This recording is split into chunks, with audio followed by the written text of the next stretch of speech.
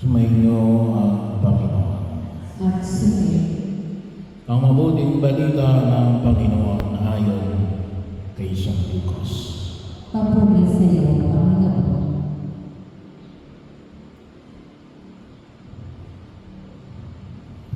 Nung panahon ng Panginoon ay umiram pa ng 72, pinanguna niya sila ng nagagagawa na bawat bayan at pook na patutunguhan niya. Sinabi niya sa kanila, sagana ang aanihin, ngunit kakaunti ang mga manggagawa, idalakan ninyo sa may-ari na magpadala siya ng mga manggagawa sa kanyang bukirin. Umayo kayo, sinusubo ko kayo parang mga kordero sa gitna ng mga asong lupa. Huwag kayong magdala ng lukbutan, supot o panyapa. Huwag na kayong titigil sa daan upang makipagbatian kaninaman.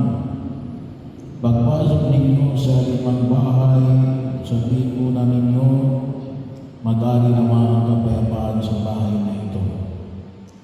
Kung may umibig sa kapayapaan na nakatira roon, sa kanila ang kapayapaan. Ngunit kung hindi sila magkakamit nito.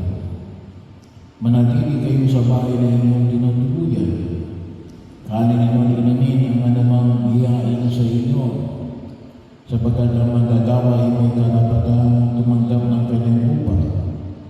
Huwag kayong magpapalipat-lipat ng bahay. Pag tinanggap kayo sa limang bayan, kanin ninyo ang anumang hiyain sa inyo.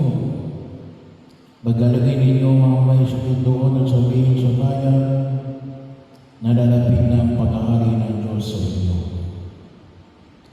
Ngunit sa limang bayan hindi tumanggap sa inyo, lumabas kayo sa mga lansangan ito at sabihin ninyo, pati ang alikabok dito na dumikit sa aming mga paa ay ipinapagpag namin bilang babala sa inyo.